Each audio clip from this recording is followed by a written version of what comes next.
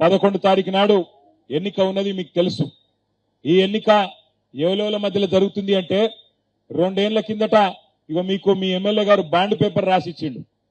Bond paper మీ bond paper ఎమ్మెల్యేకు 10 ఏళ్లు అభివృద్ధి చేసిన బీఆర్ఎస్ కు మధ్యలో ఎలక్షన్ జరుగుతుంది. ఏం రాసిచ్చిండు ఎరికేనా బాండ్ పేపర్లా?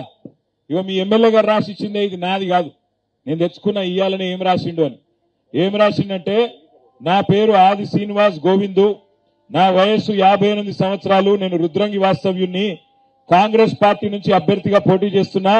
ఈ సందర్భంగా నా నియోజకవర్గ ప్రజలకు ఈ విధంగా ప్రమాణం చేస్తున్నా. ఏం ప్రమాణం చేసిండు? ఎన్నికల్లో గెలిచిన తర్వాత కాంగ్రెస్ పార్టీ ప్రకటించిన 6 గ్యారంటీలను 100 రోజుల్లో నేను ఖచ్చితంగా అమలు చేస్తాను. బాండ్ పేపర్ మీద రాసిచ్చిండు. మరి అమలు అయినాయా? అన్ని ఒకటన్నా అయిందా? ఏమన్నా అడిగితే ఒకటి చెప్తారు. ఏమని?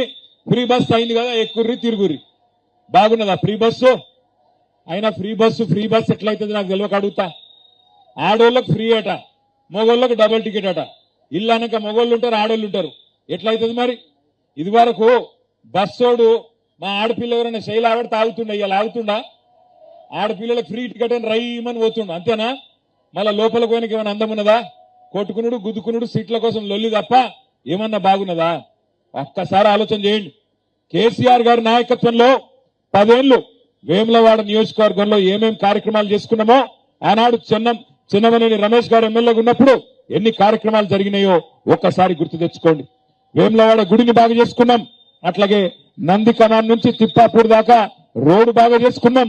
మీకోసం 100 పడకల ఆసుపత్రి, కరోనా తర్వాత మీరు సిరిసిల్లకో కరీంనగర్కో ఇంకో కాడికో పోయే అవసరం లేకుండా ఇక్కడనే 100 పడకల ఆసుపత్రి పెట్టుకున్నాం. అది మాత్రమే కాదు, పట్టణాన్ని కూడా, వేములవాడ పట్టణాన్ని ఆనాడు మున్సిపల్ మంత్రిగా నేను స్వయంగా శ్రద్ధ తీసుకొని రహదారుల విస్తరణ గాని, పట్టణంలో మౌలిక వసతులు గాని, మంచినీళ్ల సౌకర్యం గాని ఇవన్నీ కూడా ఆ రోజు చేసుకున్నాం. ఒక్కసారి యాద్ చేసుకోండి.